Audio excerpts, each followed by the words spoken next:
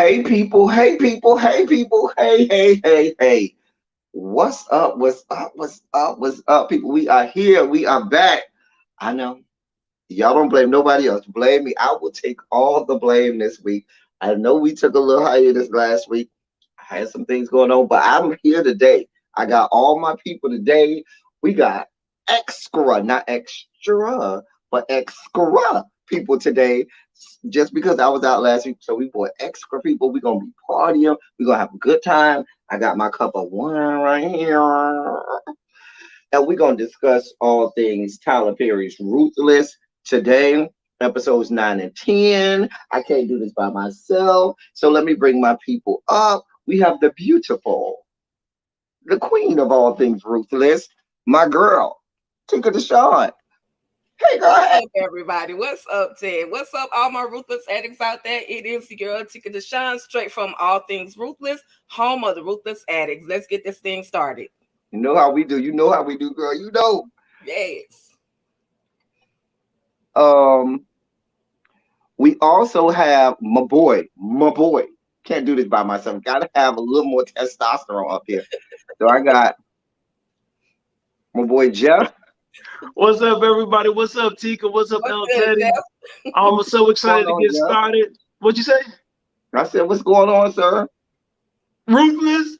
I'm excited. We missed. I had a lot of people in group chat saying how we missed last week because it's getting a cult following. People are starting to expect us each week. I Um, know. So I'm so excited about that. Make sure to check me out on Facebook. Tyler Perry's Ruthless. The group is growing and growing and growing. So come check me out.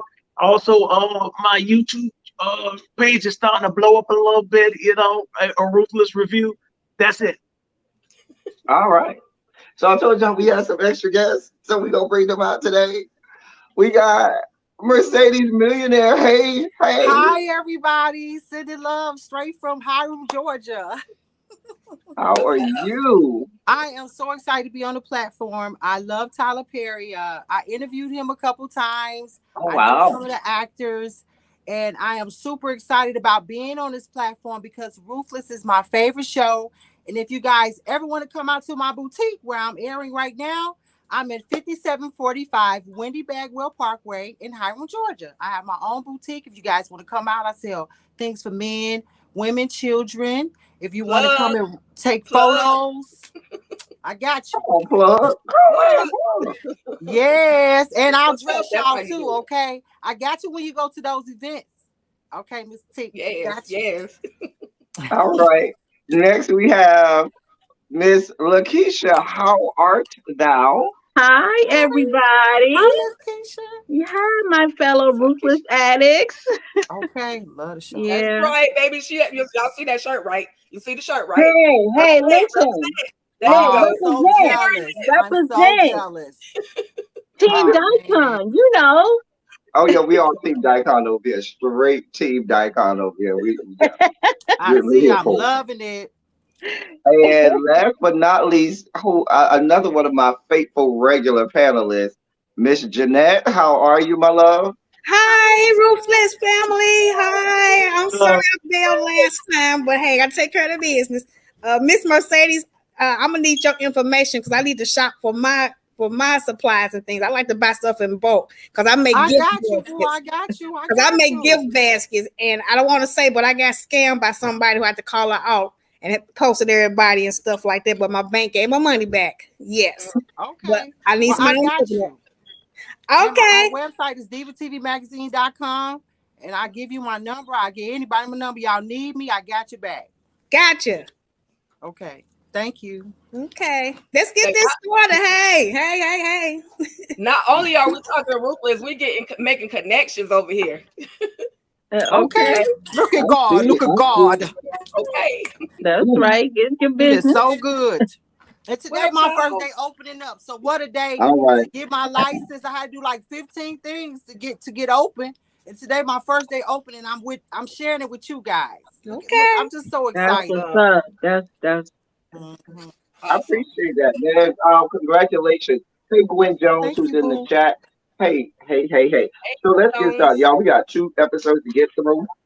and we're gonna do this like only we can. So I'll play narrator. I'll play. I'll conduct the train, and we'll discuss from there. So we start with episode 9, which was entitled "Does the Highest Know?" So Daikon got Malcolm over there in the in the unplugged deep freezer out there in the Virginia heat. It's solar panel. Okay, solar panel. Solar power. Right. I call it the punishment freezer. The punishment freezer, y'all. The cooler. But anyway, he is interrogating Malcolm about Andrew. Hold on, y'all. Hold on one second. I'm gonna set my brightness up. Hold on one second. Yeah, I just got something came across my phone. That's why. Anyway, hold on, y'all. No, much You better. need light on your face. Sorry You about need that. a light. Jeanette. I know. I'm trying to work how to do. Look, I'm not Yeah, computer. like Anyway. like a lamp and have it come towards your face, and then it'll light up for you, boo. Okay. Okay. So back to what I was saying. So he's interrogating Malcolm about Andrew. So he told Daikon that Andrew does work for the FBI. They in the same department, and that's how he know him, and that's how he knows he's a part of um the FBI. He also told Daikon that they have all the info on the compound, on the cult and everything. We got everything. We got files and paperwork and everything else. You name it, we got it. So after that, they put him back in the freezer. Icon lets him know that he knows about Mac. My phone is just going haywire today, y'all. Daikon lets You're him so know, listen, famous. Mac is in on it with us. Mac is here for it with us. So if you thinking Mac gonna come and save you, he ain't got it for you. It's nothing he could do for you. They put him back in the freezer and everything. Now, here's my question for y'all. What do you think it once? Because for me, my problem was once Daikon told him that Mac is in on it with us, right? Shouldn't that have made Andrew know, okay, the jig is up. Ain't nobody here to help me. What am I gonna do? But he seemed to still be on this whole, oh, the FBI coming in to come get us. Oh, they gonna take you down. Oh, dot dot dot dot dot. And I'm You like, mean bro. Malcolm? You mean Malcolm? Yeah, Malcolm. Yeah. Okay. Once Lil Teddy, Malcolm knew. listen, I'm thinking that's in my mind. I'm thinking that's a bluff. When they said Mac is in on it, I thought about it, and I had a few people in groups say it wouldn't really make sense because let's think about it. If Mac was truly in on it, they wouldn't question. They would already know that Andrew is FBI. They would know Brian is already FBI. They would know these things, but they're still fishing because they don't know. So Right. I think How would they have Mac's name? There's a way to get his name, but that doesn't truly mean that he's with them. What I'm saying is, why wouldn't they know that Brian is FBI already? Why wouldn't they know that Andrew's already FBI? Why wouldn't they know these things? You see what I'm saying? If Mac was truly with them, they would have these answers already. They wouldn't be testing Andrew the way they've been testing him, right? Because they would have the answer already. So I think it's a bluff, a good bluff. Conley could have given them Mac's name. They could have just happened to see Mac's name in the documents that they had. Easily. They did take documents. They did take documents. Right. And and now they're just trying to get somebody to verify. And Malcolm did that. He said, "My boss." Yeah. Okay. So now they know Mac is FBI boss. Mm-hmm. I don't see Mac being end like that. If it does, if he is, that would shock me. But at this point, at this moment, with the evidence that we have, I don't see Mac being in with the Rakadushi. Right. And Tika, notice how when Malcolm was being interrogated, he was just like, when they mentioned that Mac was in on it, Malcolm was like, no, that's the one person I know who's straightforward. Even though I'm messy as shit, but that's the one person I know who ain't gonna do us wrong. You know, and that, it kind of sat with me. You know what I mean? I don't know. Right. What y'all think? And then in one of the earlier episodes, didn't Mac ask Andrew when Andrew came in Mac's house, and he asked him how long was he gonna be in there? Was he part of it? Right. So he's trying to get him out. Yeah. Mm-hmm. Yeah, this was all the way in what season 2, season 1, the very beginning. Mac was trying to pull him out, wanted to get him out of there. Yeah. Right. I feel like Mac could be, only because it would make sense with Mac, with the whole senators raping the girls. They need an inside person that is not just Lilo, but they need some other connection to the government and things like that. So that's why I kind of felt like Matt could be in on it. So when they taking these girls to go to these orgies where they have these group gang bangs with the girls, which was confirmed by Representative Madison Cawthorn of the great state of North Carolina in the real United States House of Representatives. Dear God. But no, I just feel like it could be, now it could go the way y'all are saying too, but I feel like it's plausible because that would make sense for that connection to the Senate and the senators and stuff. But what would be the purpose of him sending Andrew in there in the first place if he's a part of it? He could play both ends, though, y'all. You know what I'm saying? He could be playing both ends. You see what I'm saying? He could be like, we're in on the Rakadushis, and then still sending Andrew in there playing his role to his bosses, his superiors. But at the end of the day, he's still with them. You see what I'm saying? But he did tell them about Andrew. So right. I don't know. That's a tricky one right there. Move on. That was a good question right there. Yeah. We're going to have to put a question mark by it. Because you're making me think now. Now, yeah, we're going to have to put a question mark. Tricky one right there. Move on. Tyler, if you guys watch it, I want to see what you're going to do with it. Don't mess this one up. Because we really want to see this connection with Matt. You got to do with that connection. Connect that dot for us. So then, Manny done got Zane hemmed up on Yancey's coffin. Yancey's bus over here. Exactly. Got her hemmed up. She done pulled out the knife and get ready to stab him. River comes on the bus and River breaks it up. River come in and break it up. Manny said, listen, I was yelling at this chick and she over here feeding the deserters down here to the punishment trailer. River gets Manny. He talks to them both, get them both to say, listen, the Highs don't want to hear none of this. Y'all stay away from each other. Y'all don't do nothing, and the Highs won't find out, and nobody won't get in trouble. He said, Manny, do you know what happens to men when they go to the punishment trailer?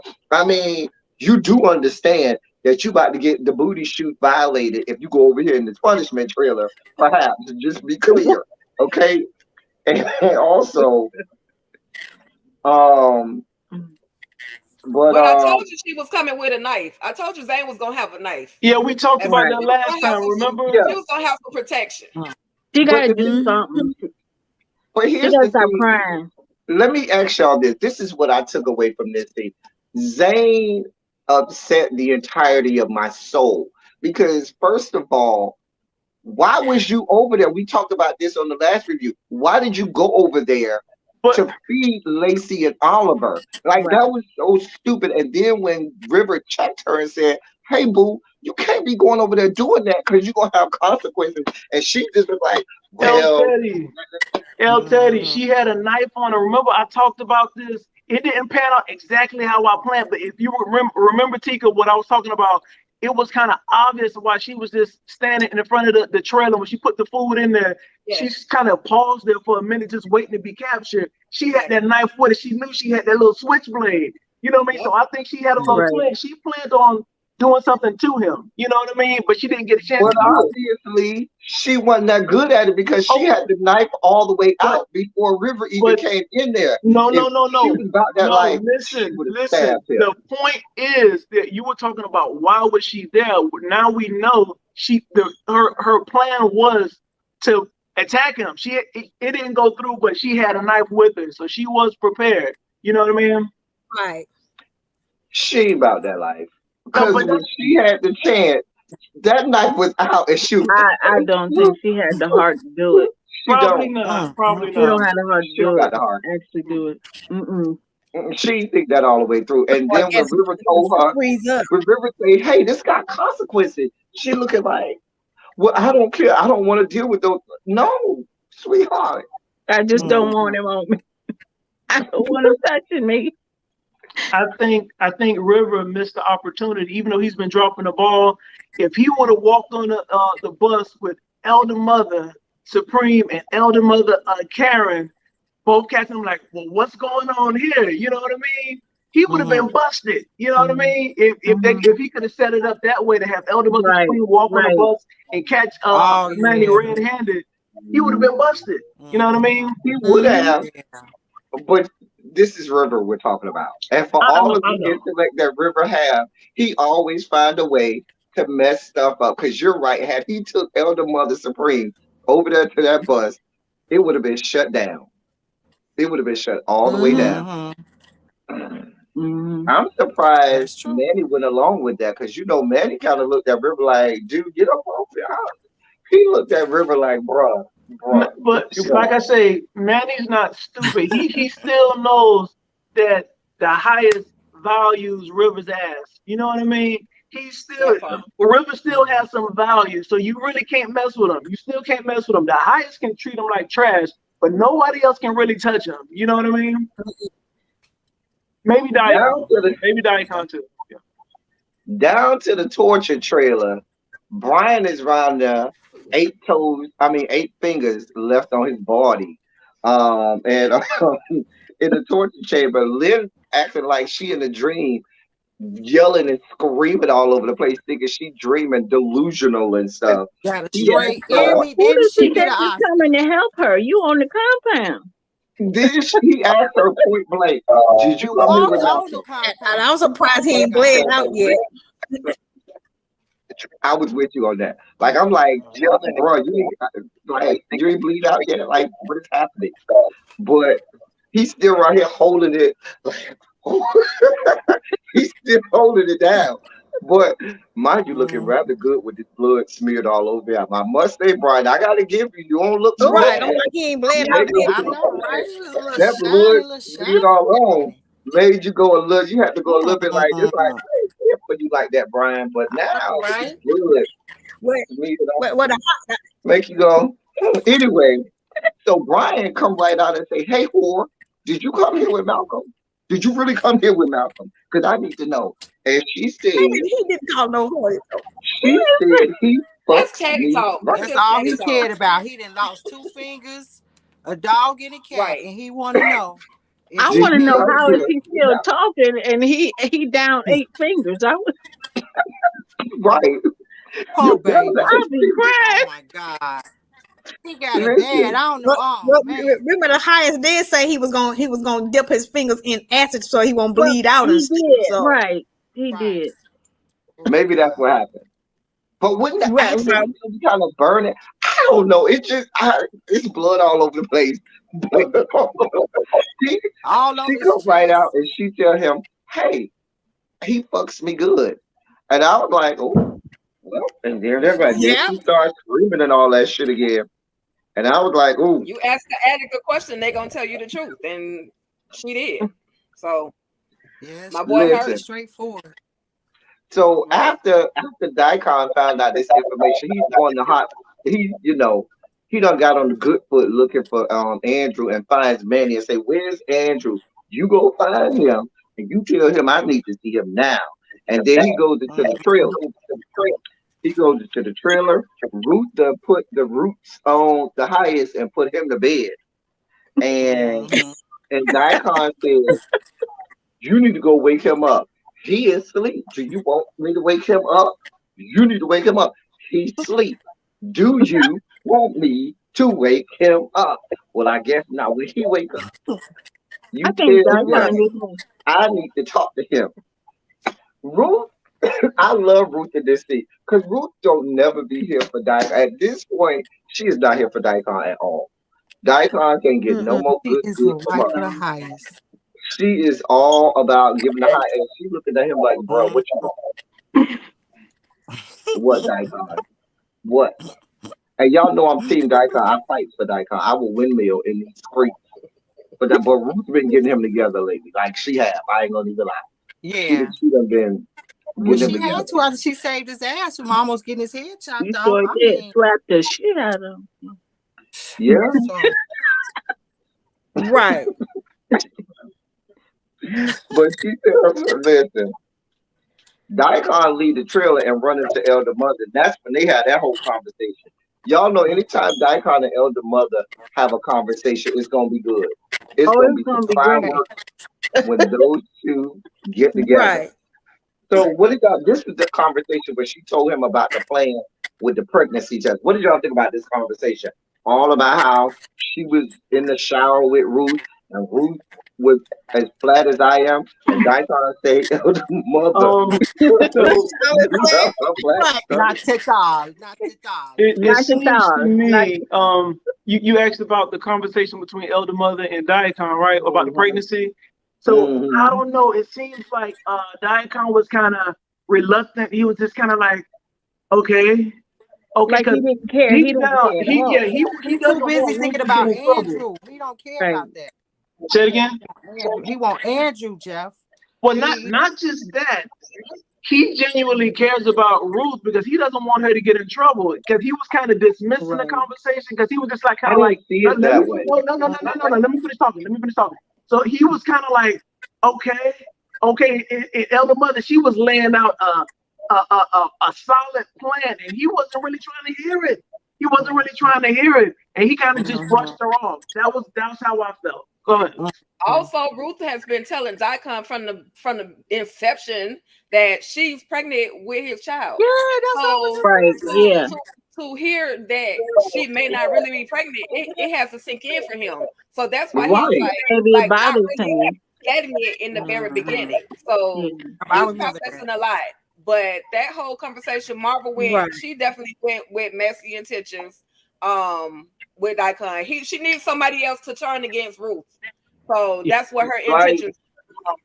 I felt like Daikon, because Daikon like to try to act hard, and then when he's not in front of people, then he get a chance to kind of emote and really. Because I feel like he tried to put on a good face for Elder Mother, because Elder Mother thinks that is the highest baby, and he's thinking in his head that is his baby, and if she's not really pregnant, that's a problem for him, because now he really gonna turn on Ruth and be like, "Now you done had all this time, and I'm thinking you pregnant with my child, and you ain't pregnant with Nail's child." He's gonna lose his goddamn mind. Ooh, handle it though, baby. She's gonna work it out, baby. She's gonna work it out. Next we see Ruth runs into River down by the showers. Now, I'm not gonna lie to y'all. I really wasn't paying attention to them. I was over there looking at the showers and what was going on over there in the showers. I know, right? That little chocolate thing over there in the corner. I saw it. I was paying them no mind. Sis got her 15 minutes of fame. She threw that leg up, washing. She sure did, honey. And got busy. She was in that scene. I don't even.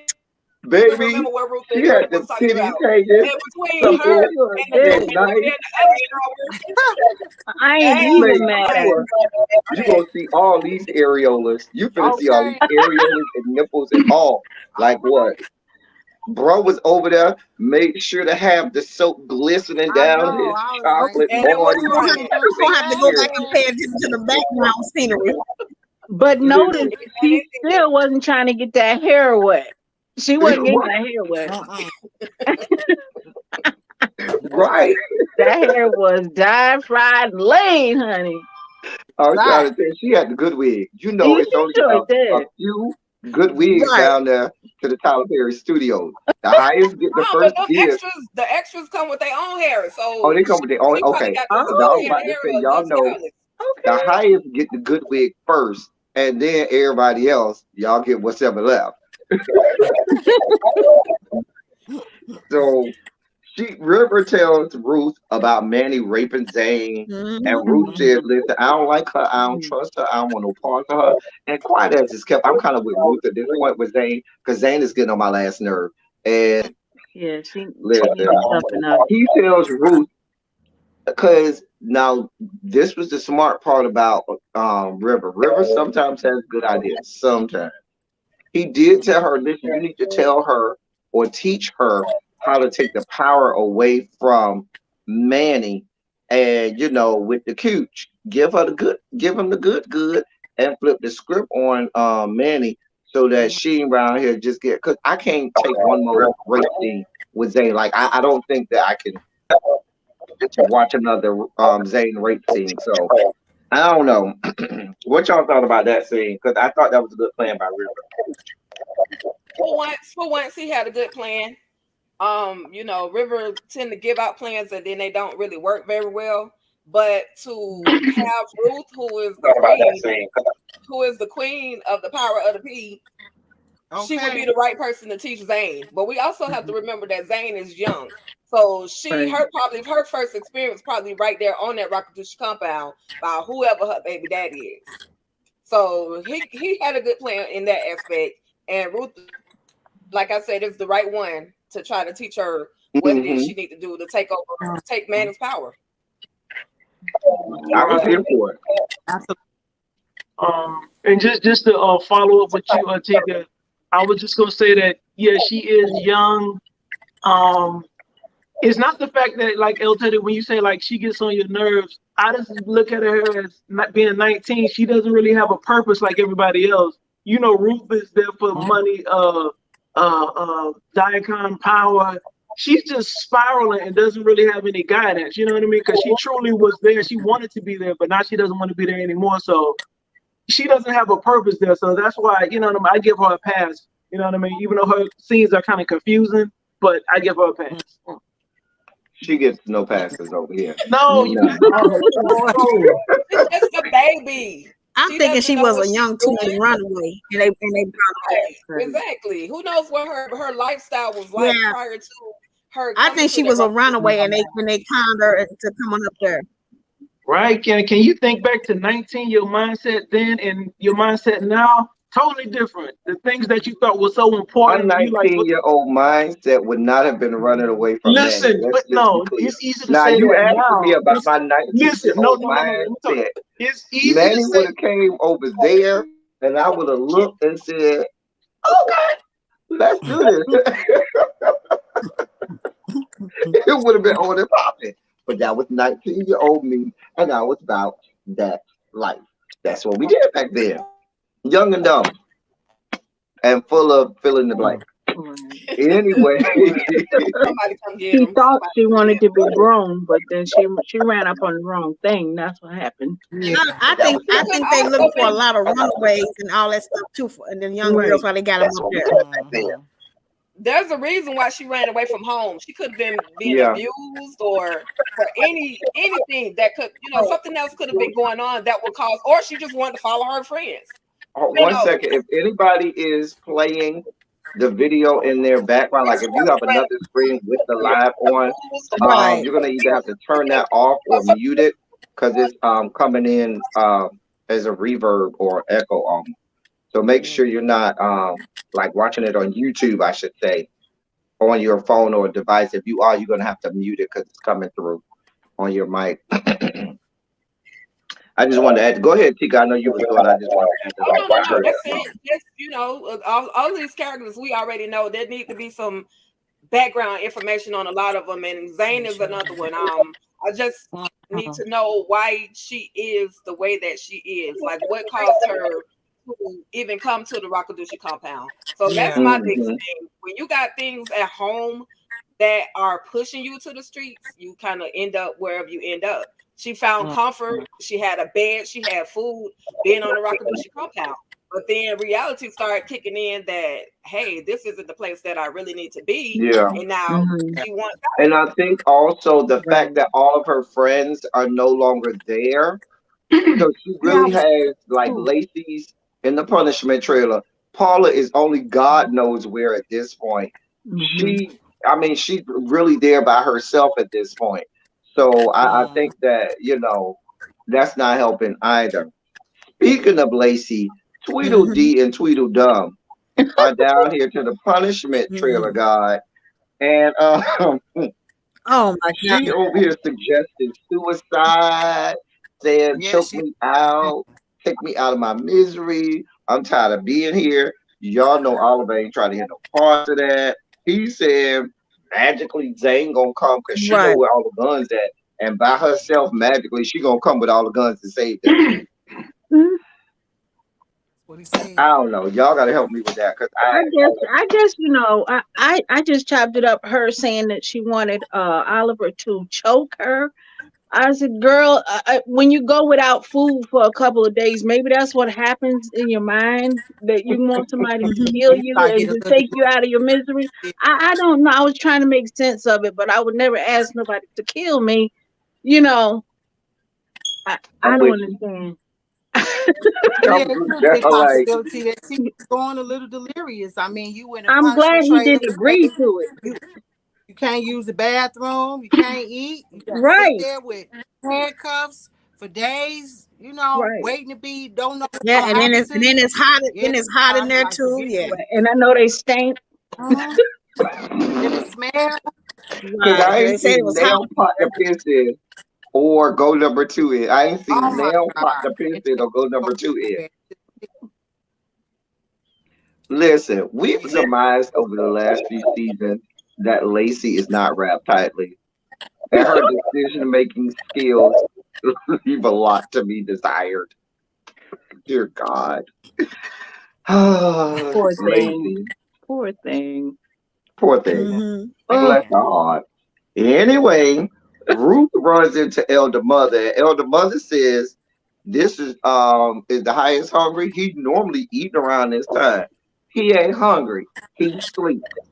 You sure? Are you trying to not feed him? Boo boo, boo boo, boo boo. He is asleep." Then Elder Mother says, "I noticed that I don't see no baby bump on you in this good shower. What is going on?" Ruth said, "I was like that with Callie, and then it'll come, it'll come." Oh, and so Elder Mother, you know how she is. She like to stab you, turn it, and then pour a little salt. So she done turned the knife while she's stabbing Ruth. Now she poured the little salt into the wound and says, "Oh, did you hear about Tally? What happened with Tally? Baby, she didn't go. She shot herself and killed herself over at the." And so Ruth is like, well, good for her. She tried to play it off. Well, that's what happens when you desert her. Baby Ruth turned that corner and started to. Oh, she was so hurt. She was hurt. She was hurt. Have a good day. That was Shirley and Laverne, honey. Mm-hmm. Yep. Yeah. I felt bad for Ruth because I know Tally was her friend, but it was funny to me when she turned and was like, because you knew that was her girl. That was her girl for real. Yeah. Right. Yeah. I don't know. All I can say is I cried with her. I don't listen. I did too when she got back into the highest trailer. Yeah. That's a different type of people who have family members that are your siblings or your family. However, when you find a friend that is more like a sister to you than your own sister, then that's an emotional hurt that you can't take back. And that's why that's the reason. That was her other reason for her trying to get the money, so that Tanya and her baby girl Callie would have money to live on the outside. Right. So now at this point, what is Ruth's purpose other than those 2 kids? What else is her purpose? Ruth also knew Ruth was hurt when she first left, and Ruth also knew she was pregnant as well. Yep. Allegedly. That was a mess.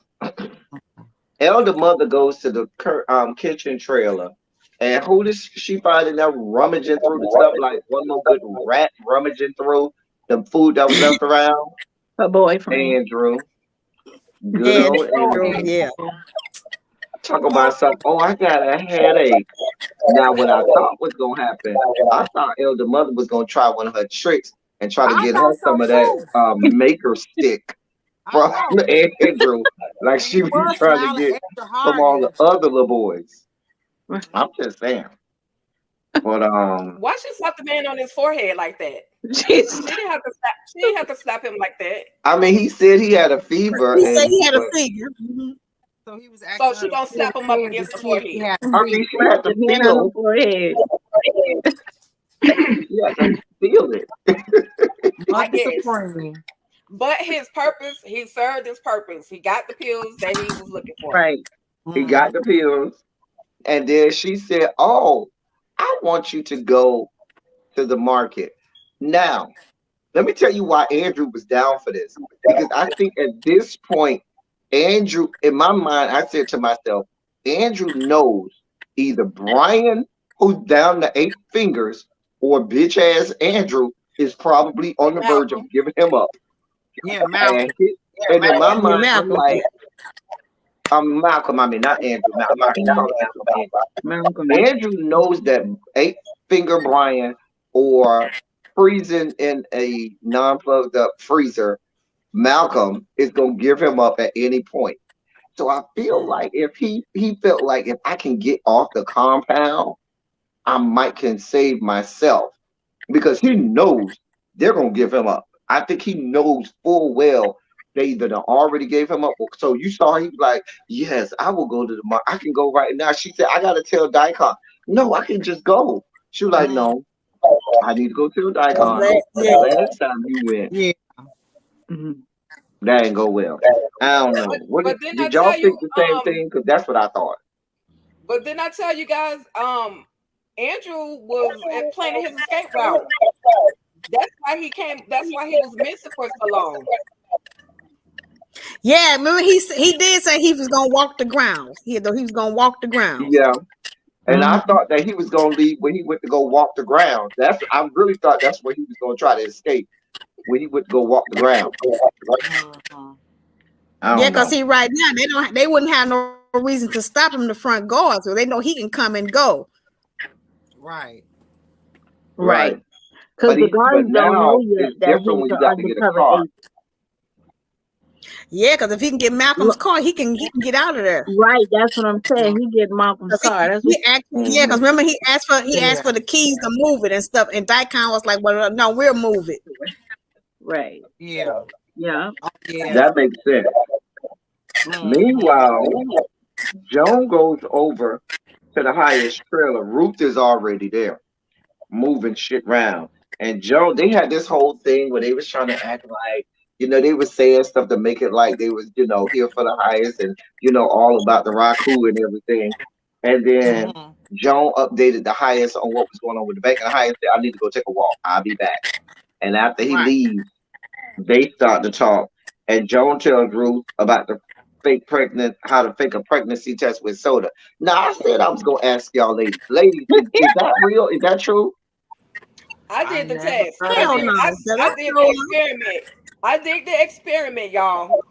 I'm telling you, I did the experiment on one of those general pregnancy tests. If you let it sit longer than the average time, I think it's 3 to 4 minutes, you can determine whether or not a person is pregnant. But hold on, somebody still has a lot of reverb in the background. I'm not sure, but it's a lot of reverb in the background. I'm sorry, it was hard to hear you. Say that again, Tika.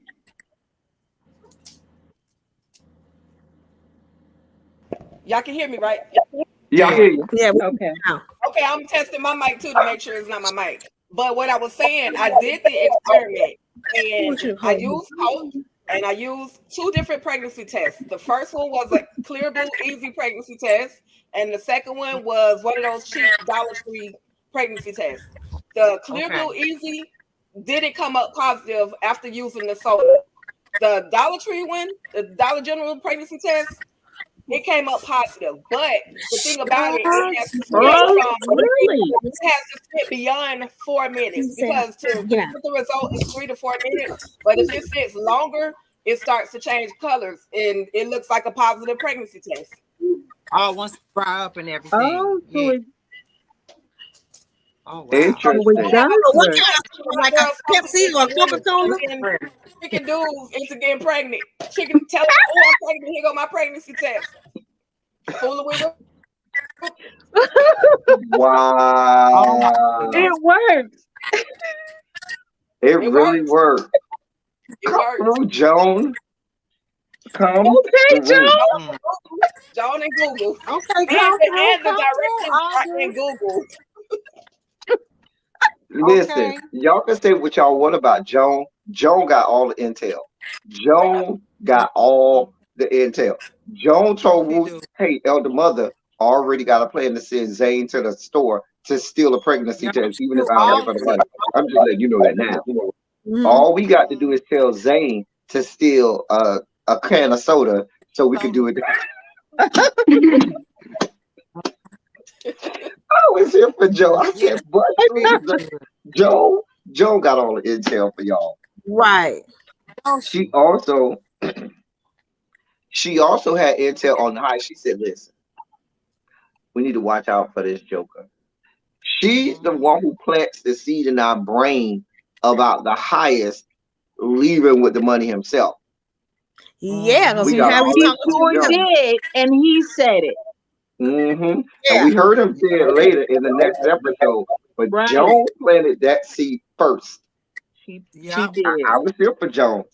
Joan had, listen, one thing I could say about Joan, and I think that's her role. Whenever we see Joan, she gives us a lot of information that we didn't already have, or might foreshadow and give us stuff that's gonna come later on. Joan also confirmed about Tally. she confirmed for Ruth the whole situation about. She told everything how she went to the house, buried mom and daddy house and killed herself, and all she gave all of the details. How she talked about is the cult, how the person was there with a child. She gave up all the good. Joan gave us everything. She had all the intel. Yep. So did. I was here for it, Joan. I was here for it. Joan is very intelligent. And once you give her that computer, she's even more powerful because she knows how to go through the internet and do all of that stuff. So she's absolutely. I've never thought that she was stupid, and I also felt like she might be agency as well. There's a lot to Joan, a lot of layers to Joan that we're slowly but surely seeing. And I know you're about to mention the part with the glasses, so go ahead. I know. I was gonna say I wouldn't be surprised if Joan worked for like CIA or another agency that we didn't know about. I said that because she sure said, "Don't let the mousy voice and the glasses fool you." Because they got to have somebody that looking into the finances and see where the money is coming from and how they're getting the money. So I bet she is deep undercover. And like I said, and Andrew don't even know it. I think, like they working for FBI. She could be working for CIA. Right. I was here for Joan. The last thing we see in this. Oh, go ahead. I'm sorry.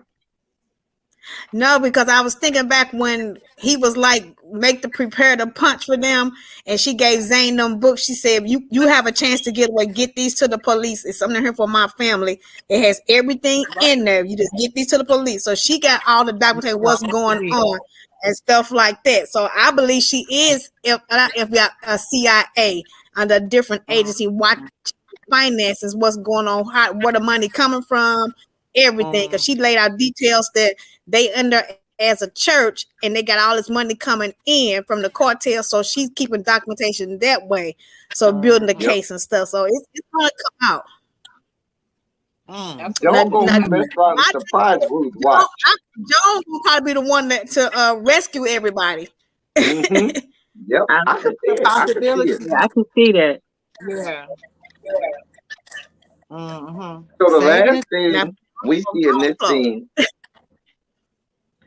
Andrew goes to the torture trailer and tries to give Brian and Lynn the painkillers, and Lynn starts screaming and all of this foolala and foolery. Baby. Man. Where is he going? And kick the dog shit out of Lynn. Like,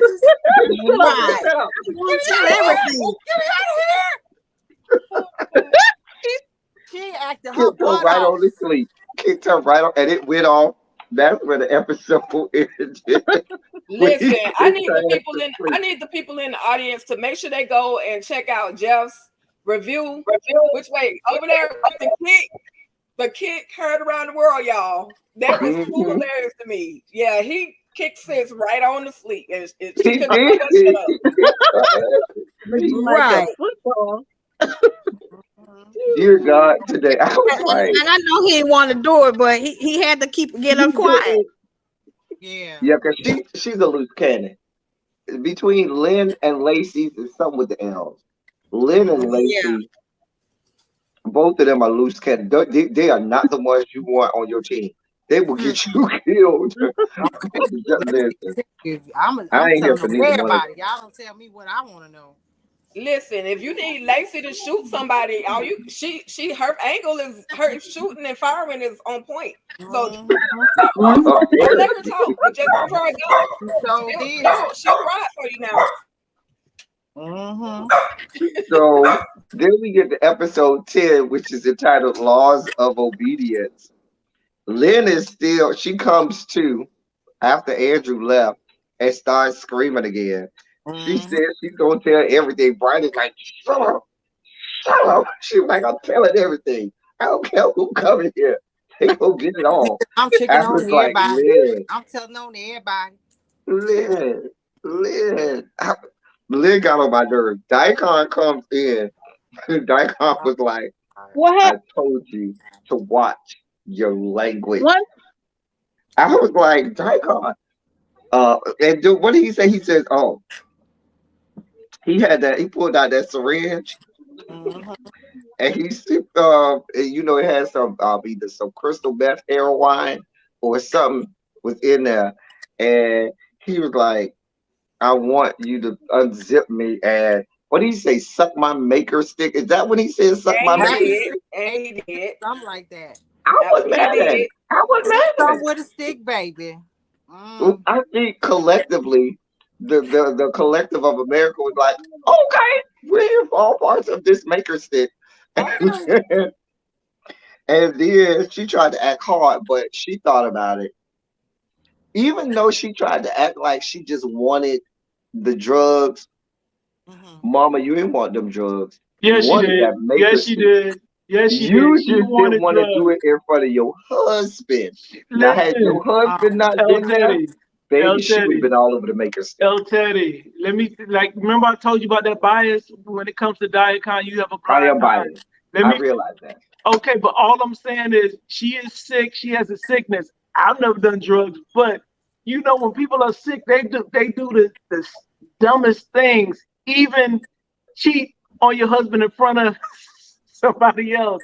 You know what I mean? She's sick. I mean, but at this point, your husband already knows you cheated because you told him you was getting your back blown out by his co-worker and his fellow FBI agent. But what I'm saying is, in that moment, she did it for the drugs. You know what I mean? And Daikon was doing it just to piss off Brian, just to do it in front of his face. You know what I mean? I know it was for the drugs. Yeah. But I know you're gonna let me have this in my mind about the maker stick. You're gonna give me this maker stick, okay? God. He had to break down Brian. He had to break down Brian to the lowest level that he possibly could. And what other way to do that other than to have sex with his wife right in front of him. If you Baby, remember, he pulled out the when maker stick. Andrew, listen, if you remember when Andrew first walked out of that trailer, Brian said he just left us here. He was already breaking down. So then for Daikon to come in with his nasty self, and I love Daikon, but he nasty. He was wrong for that. He broke Brian down to a whole nother level, to the point where dude just got mute. Like, he was just like not even talking anymore. That was his plan, to break him down. And now Lynn, she for the streets and the raccoon. So Tika, I think your microphone might be messing up. Tika, I think your microphone might be messing up. Go out and come back in. Okay, I'm gonna do that. Yeah, go out and come back in. Let's see. Okay. And we'll see if we still hear the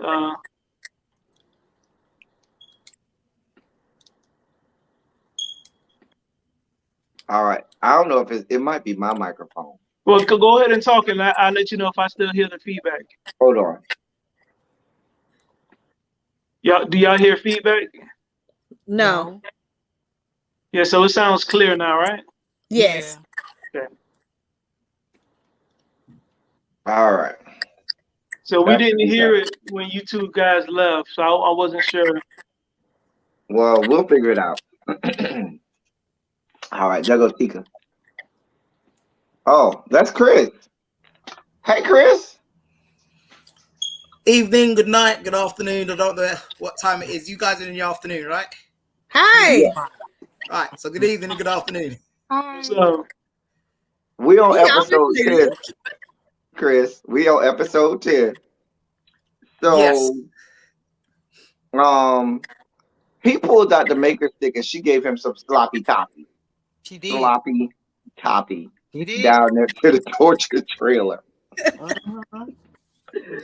But like you said, was like you said, that broke, to me, that probably broke Brian down more than anything. Because to watch your wife giving somebody sloppy toppy, that had to break him down, to me, more than, like, even more than the fact that you now have 8 fingers. I mean, I don't know how you sit there. That's probably the torture in itself. Having to watch your wife getting her back blown out. I mean, it wasn't no like little bit. It wasn't no cute. It was like he was pumping that thing, man. He was blowing her back out. He was. Yeah, he broke Brian down to the lowest. Yeah, he did. To the lowest point. I felt so bad for Brian. I said, "Bruh, you don't lost fingers." Poor Brian. And it's Lynn's fault that he's there. That's the thing. Is Lynn's fault that he's actually there. So, but it is the torture trailer for a reason, and I guess they're trying to break him because he's FBI and he's the enemy. So I don't think it's personal. I think it's more of a business thing. Like, listen, we're at a compound and we do our thing here, so you're interrupting.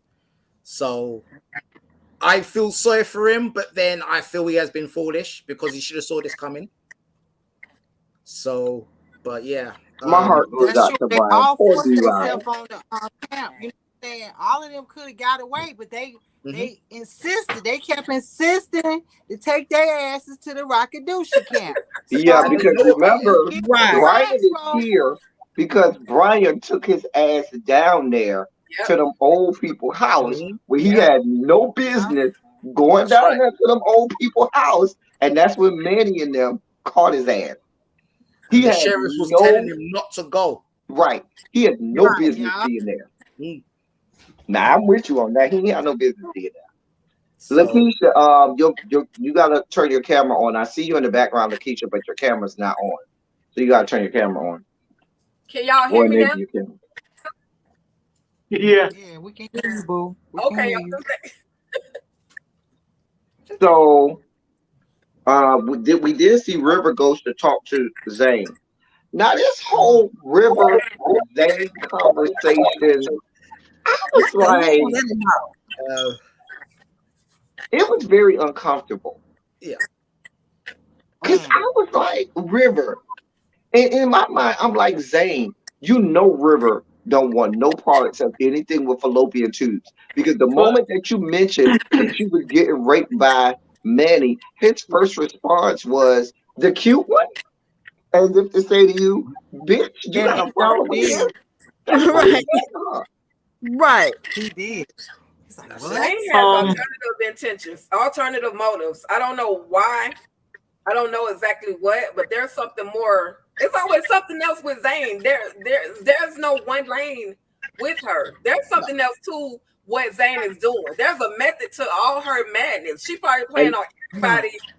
That's probably why Ruth is probably right when Ruth says, I don't trust that whore. Ruth done been right the whole time. Now, I ain't gonna lie. She done been right. Right. Zane gonna be the double cross watch. She's gonna trying wind to up do being a double cross too. She's trying to do a Ruth, but she's not Ruth. So no. That's what she's trying, but it ain't working. She was like, you're not attracted. I thought it would be you that would be attracted to me. Why? When he's getting bust down by the highest, and you know he's getting bust down by the highest. When you know he like flows in one direction.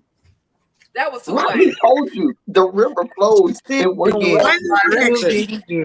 And that direction is not towards you, sweetheart.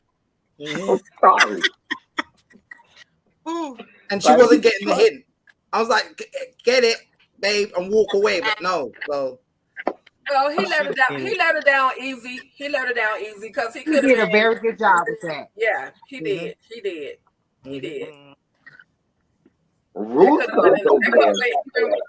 the way wrong. Ruth came over there, and that's when Ruth started to try to teach her about taking the power from Manny, who's raping her, and trying to teach her, hey, you got to take the power away from him with sex. When you put the good on him, you know what I'm saying? You got to take that power. She was trying to teach her, and she was just like, I don't want him. I can't. Yeah, she like, I don't want it. She said he was too big. She couldn't. He hurt her, but who was she having a baby with? Was he pencil? Never mind. Anyway, I'm sorry, y'all. Was Zane supposed to be pregnant? It's like I'm thinking. So where's your baby? I thought she was pregnant too. It was on Ruth. But maybe because it was forced on her by him. Maybe that's why he just repulses her, because he's been forcing himself on her. Now, if he had came at her with a genuine, oh, I like you, like I would have gave him a type stuff, then maybe maybe it would have been a little bit different. But right. Other than that, you didn't have to bully her like that. I couldn't see myself, easily giving in to my rapist either. So maybe that's where her mindset is. No woman would know. But I think when you start this, I think what Ruth was trying to tell her is, listen, we don't know if this is going to stop. We don't know if and when this is going to stop. At least try to get back some power and control, because this is where we are. And you got to try to make the best of the situation that you're in and try to get the upper hand. It's the laws of the beast, and how are you going to dance without getting burned? And that's what Ruth's trying to teach us. Like, listen, there's a way to survive this, but I think use what you don't want to use. You got to use it. You got to. It makes sense for her to listen to someone who is older than her, who know the way, who done been down there. You know what I'm saying? Like, you ain't got a whole lot of options right now, Zane. Yeah, you don't have a whole lot of options. So. Basically, if you're no longer a baby, you're gonna have to wake up and be a woman. That's basically woman up. You're gonna have to put on your big girl panties. Yeah, you're gonna have to put on your big girl panties. So she said you have to turn from a cat to a lioness. Is what she said. Right. You have to turn from a kitten to a lioness. She did say that. Go from being a kitten to a lioness. You gotta step your game up. Step your pussy up. Step your pussy up. She was telling her. She said, slap it up, whip it, and rub it down, slap him, spit on him. I'm like, yeah. He was like, do some beat, what is that, S&M, do all of that stuff type to him. Scratch him. Yeah. Okay. She's trying to teach her before you go. You don't go head on. If you've got a plan, the way to utilize it is weaken him first, bring him down with some of the good stuff, and then try a little game, whatever your game is. But that's the way. But she doesn't want to listen. Listen, Zane should have just stabbed Manny when she had the opportunity. She should have, but as you can see, she ain't about that. So much bigger over her. He hover over her. You know what I'm saying? He got to be like 6'6". He is. Yeah, he's tall. He's tall, but she should have. She was right next. Right in front of his. I mean, he was towering. All of that could have been scarred, and she could. Right, that's what I'm saying. If he's towering over her, that knife is right there around the heart area. The baby, here you go. Yeah. Or right in the throat. Right. Either the throat or all the of this is a great target area at that close range. Trying to tell you, gut him like a fish. Anyway, Andrew goes over there to the unplugged deep freezer to talk to Malcolm. And Andrew tries to give Malcolm something to help him slow his heart rate down.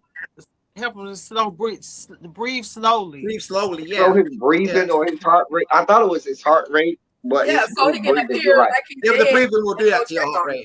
You'll calm you down, and then your heart rate will slow down with your breathing. But I guess that's what you do when you're freezing to death. I don't know.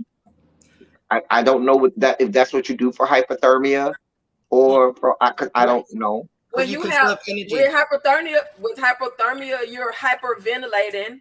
You're trying to take every breath that you can. So if the pill that he was trying to give him would have slowed it down to the point where usually when I think of hypothermia, I'm not really thinking about people's breathing. I'm thinking about the people who are freezing to death, like when you get stuck in like a frozen lake. Yeah, and but they say you got about 5 or 10 minutes. Not just your outside, but your insides. Yeah, that's what I'm saying. So entire. Yeah. So what happens is your blood starts to freeze over, and eventually your blood vessels and everything's kind of break once your blood kind of starts to thicken and freeze, and your whole body kind of explodes from the inside out, and it's kind of painful. And so you're breathing, the oxygen flows through your blood better, and it slows down that process. Yep. Daikon did actually say something about that. It's like he did question, why are you freezing in this Virginia heat? He did. That wasn't nothing scientific. He was right. Kind of like I'm freezing to death, and Daikon was like, "We in this Virginia heat, bruh. What are you talking about?" Right. Maybe at night, yeah, but not during the day when I've got you out. It's like the sun's right behind me. Like in the night, yeah, it makes sense. It would get cold. But his temperature had to catch up with the outside. He in the solar panel, right. So it had to catch up with the outside. That's right. Okay. Anyway, right back in the freezer. Malcolm says, "Listen, I'm snitching like a birdie. When they come over here, I'm singing like a birdie. I'm telling everything. They get it all. They get it all. I don't care." Andrew leaves him there and runs into Ruth. And then they have this whole cat and mouse back and forward. What you subliminal. Doing, what you doing? You know what I mean? I know what you mean. But we ain't gonna come out and say it. And tell me. No, my brother. That's literally how the dialogue went, and both of them was stressing me the freak out. And I'm just like, just reveal who you are, reveal what you know. You both of you want to leave the freaking compound. Because Ruth told him, because he was like, and nobody is working with Andrew. Right. So, I've made a prediction there, by the way. I've said it yesterday. I don't think Ruth wants to leave. She wants that money. She wants the money. She said she ain't going nowhere till she get that money. Right. She wants that money. And Andrew is I think he's more in now. He's more in than he's ever been. And I think the reason Andrew is asking what men, because he kept saying what men want to leave, and he's trying to get some troops up and get them guns to them, so he has a fighting chance to get out of there, because he knows full well Malcolm already told him, baby, I'm giving you a first chance I get. He probably is And thinking, Lynn, don't forget, Lynn said she was telling too. And oh Brian yeah, said he was Lingo telling. tell, He and can't eight wait no finger longer. Brian. So he's trying to figure out who can I go to that's trying to leave so I can get them some of these guns and we can have a fighting chance of actually getting up out of here. So he's just acting really well. That's what you know. He's just doing his job really well. That he's convincing people, yeah, I'm in this, but you guys think that he actually does want out. His best chance probably would be to ask Lacey, since he know that they was trying to leave. Right. Oh yeah, to go release them. Right. Lacey and Lacey, those would be some good soldiers. I told you. We already know my prediction was that he was going to fit. But here's my thing. This is what confused me was. Remember back to season 1. Ruth and Andrew used to have these conversations about Andrew really not being here for this. Like, now he didn't come out and say he was FBI, but if you remember those conversations, like she knew Tally was pregnant, and they would have real candid conversations about him really not being fully, into the cult thing. Right. So why couldn't he just have that conversation with her now and say, hey, boo, I'm the plant. I'm the FBI. I'm trying to get us up out of here. Remember, he did tell his wife and Malcolm that he's in, and he left his wife because he found out about his wife and Malcolm. So from season 1, he's been saying I'm in this, and then he's said it to Daikon. He's convinced the highest. He didn't convince me. I'm confused. I don't know. That's what being undercover. That's what being undercover is, though. You do what you have to do to convince everybody around you that you're really in. Yeah, but even though I'm saying go long. Right. Remember, he had to give up all of their money and their savings too to convince them that he was in there. Yeah, but that's he gave up all the money. I wouldn't have gave him nothing. But he had to do everything he could to convince them, and that's I understand all of that, but at this point, we're at DEFCON 4 or 5. Okay, we are at the point where it's no going back, and it's they get ready to find me out, and so all caution is thrown into it. We got to go for broke at this point. So it's no more convincing at this point because he's thinking they already gave me up. Either they already gave me up or they're about to give me up. So even if I am fully in, it's no way they're going to believe me at this point. No way. So you might as well go for broke. Yeah. So you guys say that he wants out. Yeah, his best to get with Oliver because he know Oliver's a strong soldier.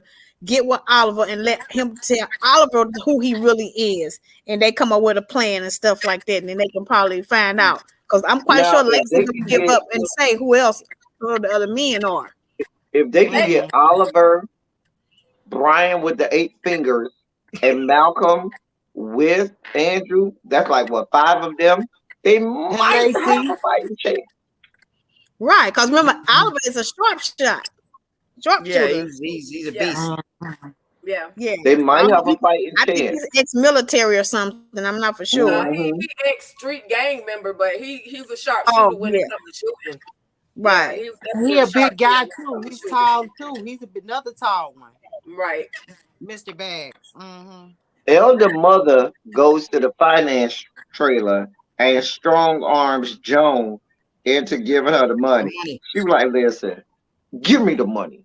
No, she said, give me the money and give it to me now. What she said, Joan? Why you feel so difficult? I just love the way Joan be like, but Elder Mother, you know I can't. I'm being obedient. I don't want to go to the punishment trailer. I'm not difficult. You're right. I'm being obedient.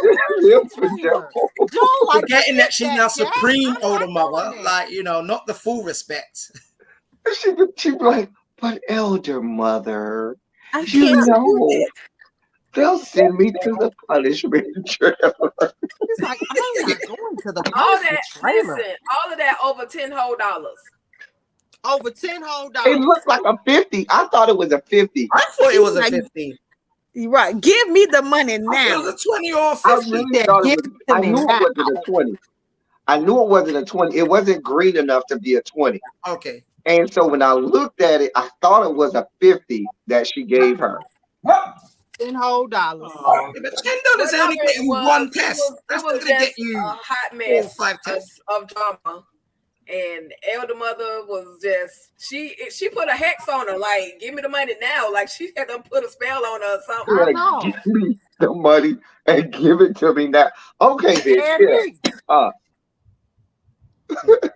Yeah. So then Elder Mother walks out, and who does she see? Our resident rapist, Manny, who's right there. And she tells him, listen, I need you to go to the market. He tells her, I got to talk to Daikon. She says, let's go find Daikon. While they're walking, she runs into Zane. Zane is now told, hey, boo, he about to go to the market for me. You going with him. I know.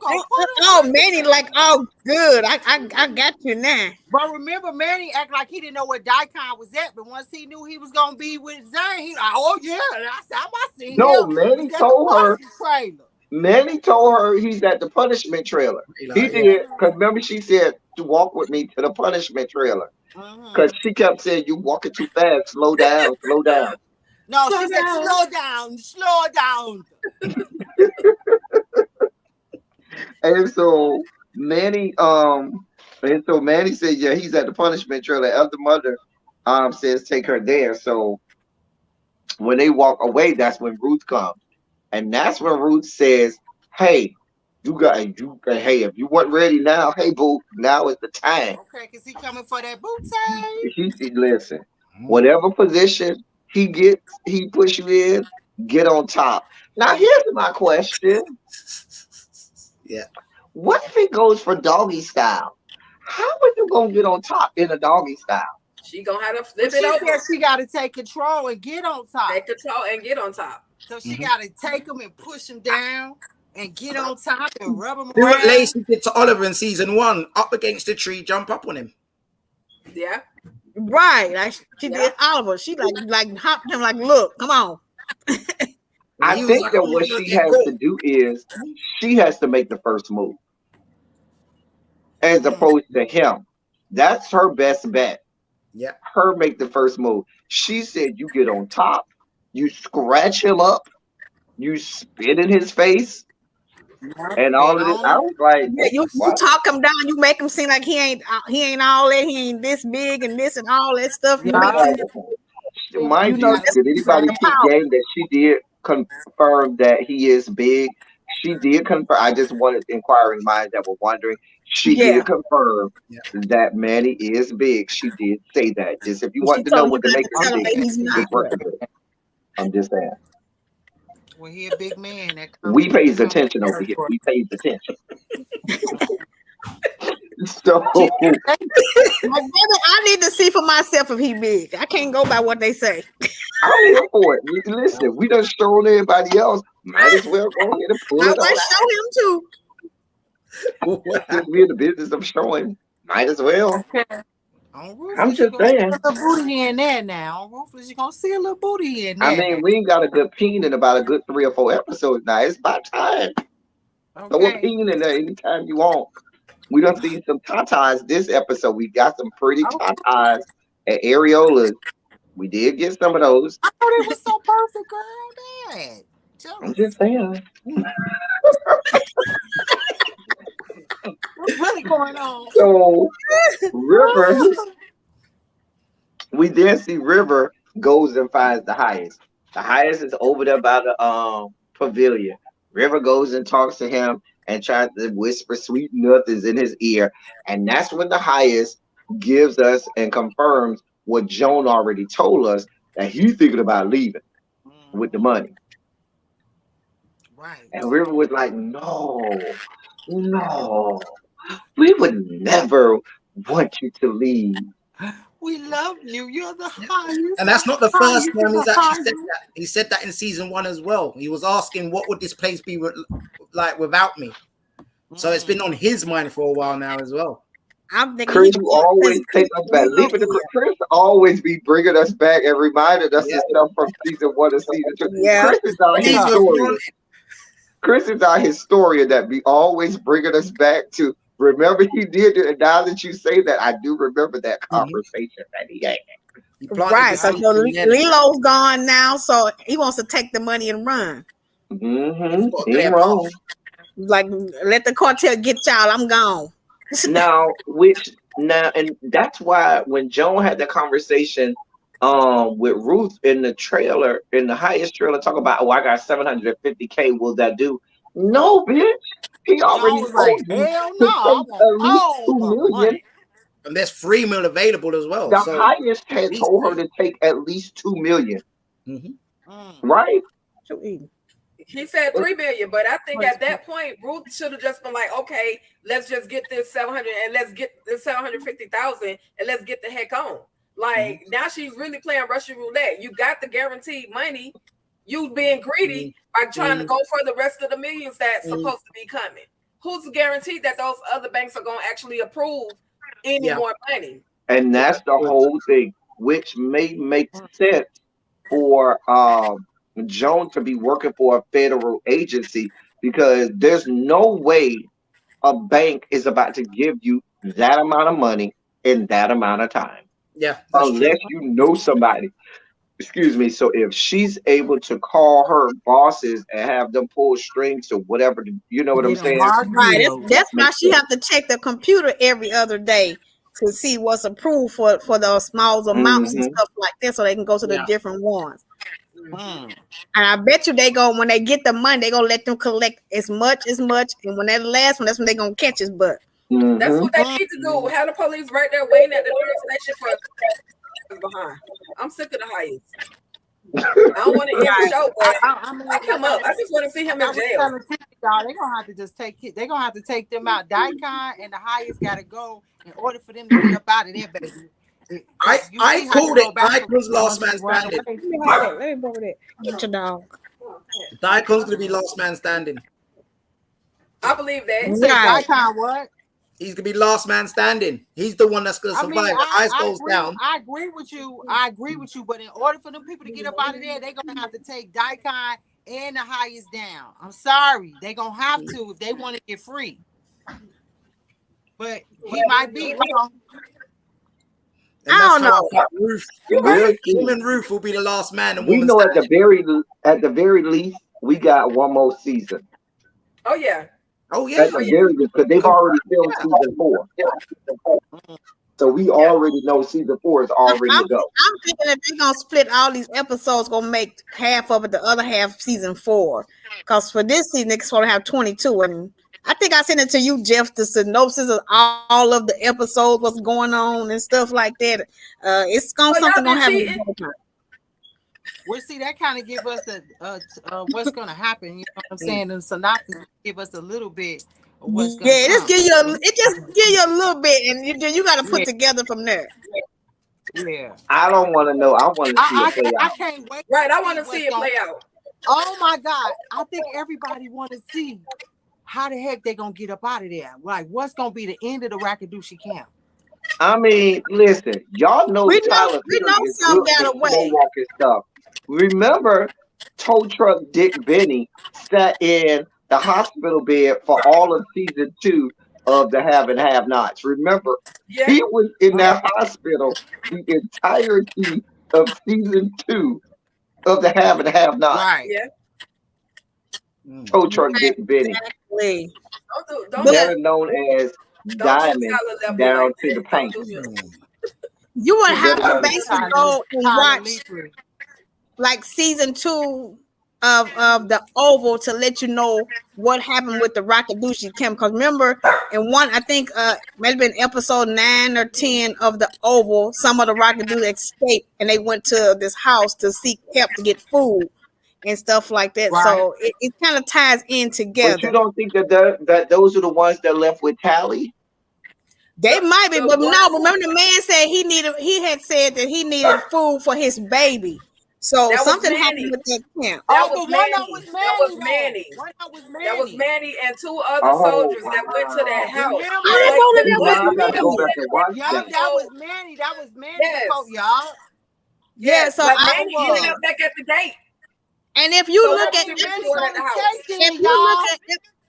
look at episode 10 of the Oval. Manny gonna get away.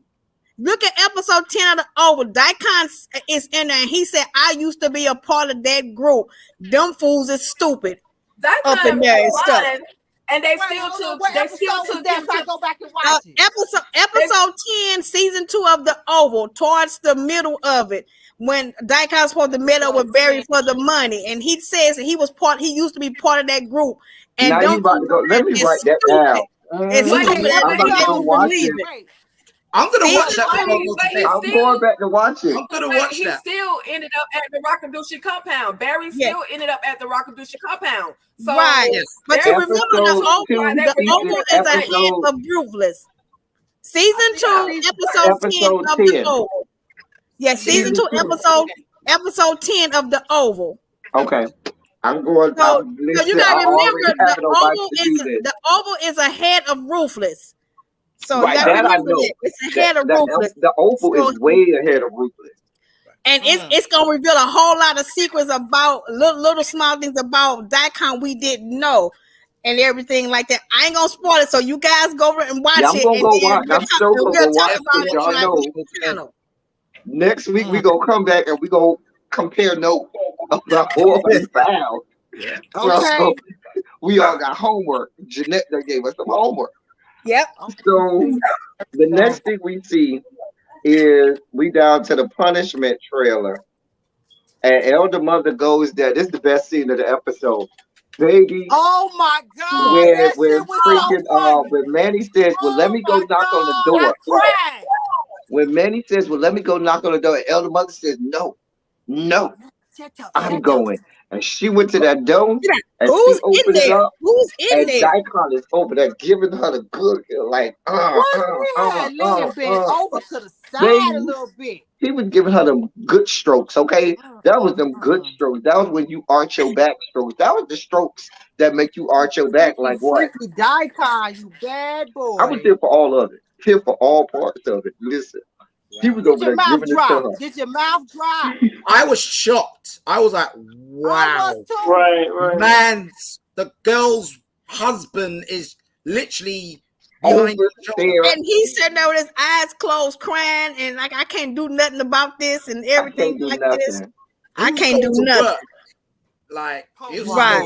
You over there watching your wife getting her womb plunged. Do you hear me? And knowing that she in pain and everything like that, you know, but he can't. I don't know about her being in pain. Outside the trailer, enjoying it, and she was high. She wasn't enjoying it. She was not enjoying that. Can I just say something? Let me say something. She wasn't enjoying it. Let me say something. LTD, why is it okay for Lynn to get raped, but you got a problem with Zane getting raped? I don't feel like Lynn was getting raped. What? I really don't feel like Lynn was getting raped. Listen, she wasn't getting raped. She wasn't enjoying that. She was crying. She was crying and everything. She wasn't enjoying it. But she was being because raped. You are crying doesn't mean that you didn't consent to what was going. She consented to what was going on. She consented to sucking on the mega stick. She didn't consent to him going in. Well, let me say this: we did not see what happened between the point where she was giving him sloppy toppy and the point where he is beating her box in. Okay, he wanted to walk away. See any of what happened. They left. He wanted to walk away, and she's like, "No, come back." Right. He could have did the same thing. He could have gave her a little shot and then said, "Do you want some more?" Mm-hmm. Yes. Well, you got to give me the good. And she could have consented and said, "Well, go ahead and take what you want." And we don't know. She consented under the rest of wanting those drugs. That's all I'm gonna say. Yeah. The yell for help outside the trailer didn't sound like "come help me." It sounded like, yeah, like kind of help. It did not. Listen. That didn't sound like a sign of enjoyment, but wait a minute. We know Lynn is a screamer. Lynn don't mind screaming when she feels like she's in a lot of pain. And if Mama was over there getting raped and in all of that much pain, would she not have been screaming like she was screaming earlier? She wasn't crying. She was high. She was high, and she was, because her hands were up on there, and she look at her facial expressions. I'm not gonna call it rape. I want to say we cannot definitively at this point. We do not have enough information. We saw it. We saw that it's rape. We saw it. You can't consent to.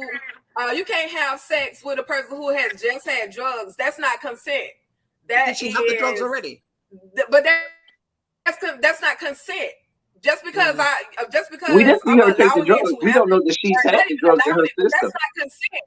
She's on drugs. That's like if I'm wait a minute. Drunk, we didn't see her take the drugs. I didn't say, "Oh yes, have sex with me."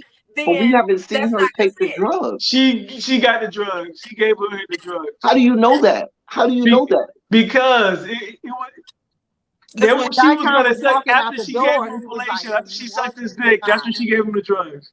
You did not see that. That was the deal, though. That was the plan. He was like, because that was the deal. Does not mean that's how it went. Because she was okay, but she was under the influence. She was under the influence. You know how we've seen her with clarity, and we've seen her under the influence. She was under the influence. Words slurring her face. Half was down one way. He didn't even talk when they came in the punishment trailer that time. Did you see her face? I need you to go back.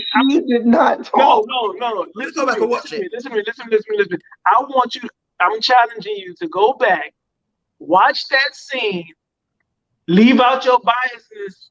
Remember, you were the same one who told us that Joan wanted no parts of Daikon, and we all seen Joan bat her eyes at Daikon when he touched her shoulder, wanted him to blow her back out. And you the same one who told us that she don't like him like that. Have you seen Joan go off the Daikon? Have you seen Joan go off the Daikon? Or any interest in him?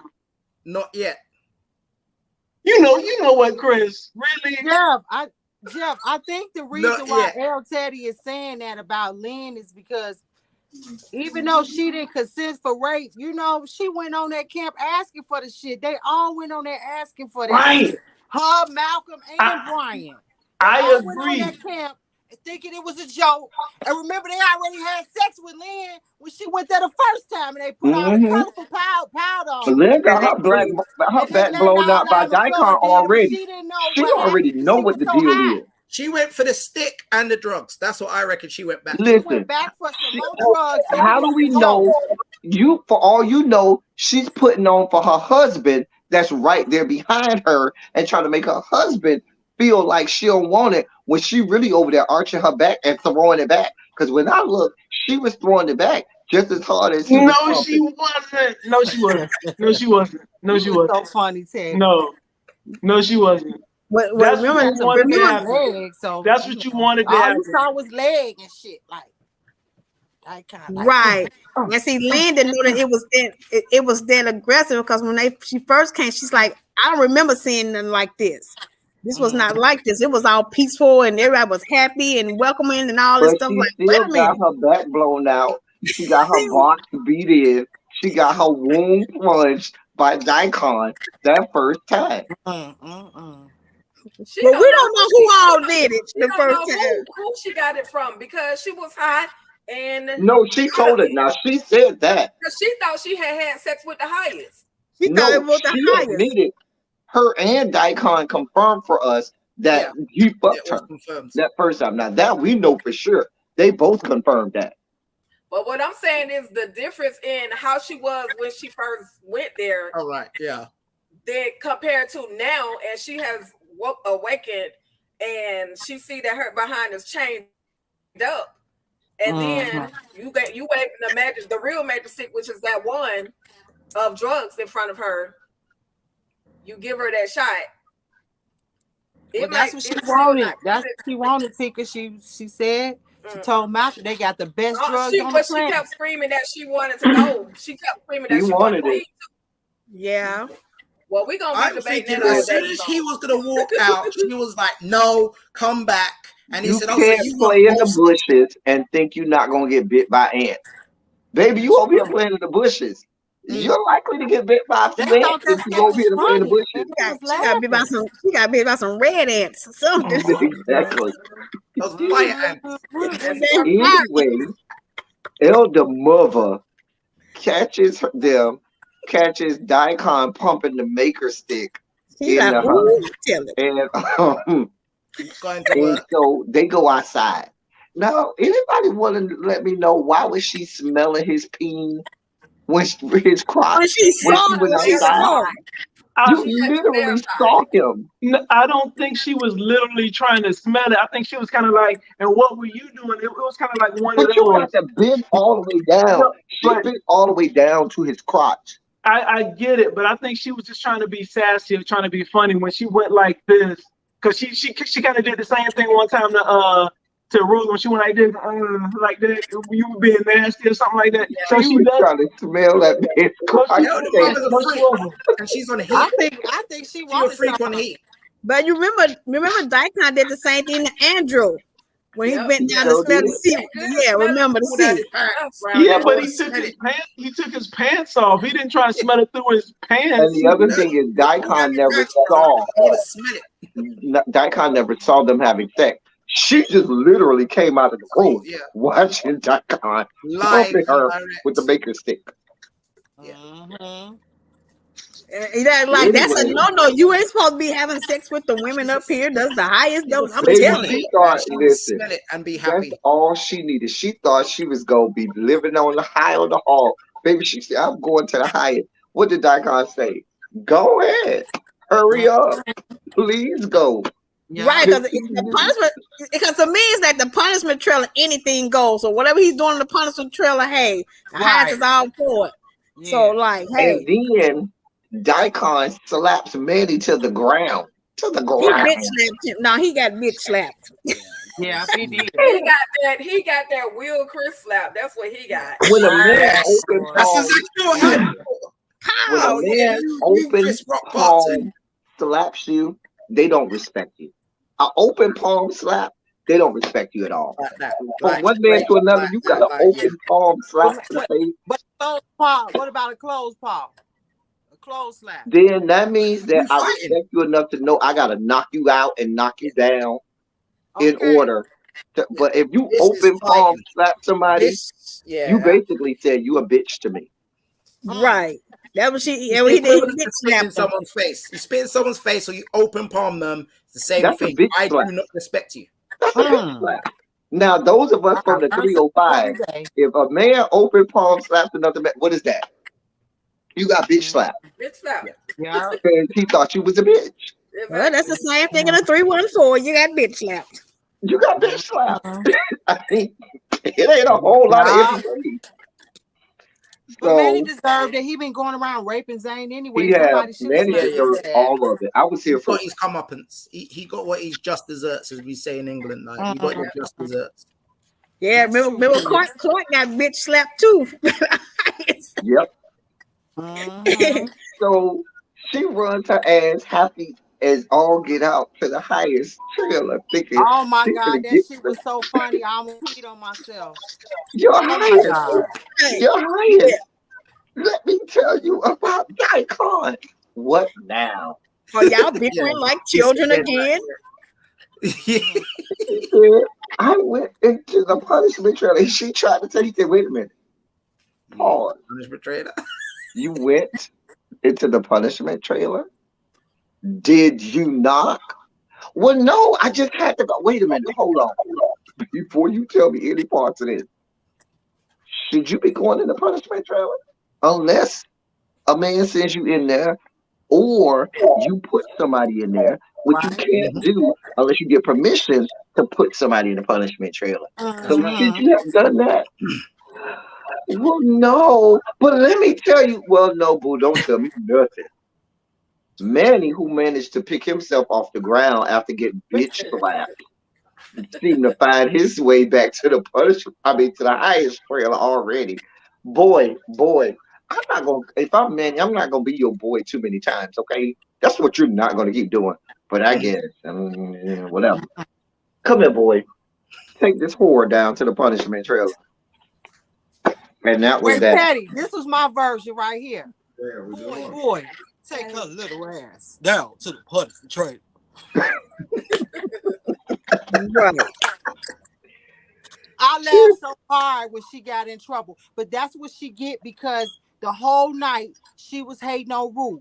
This whole time is trying to get Ruth busted. You should have had go in there and take your dang on Mother Supreme bath or something. Mind your business. Mind your business. Now you hating and it got your ass in the punishment trailer.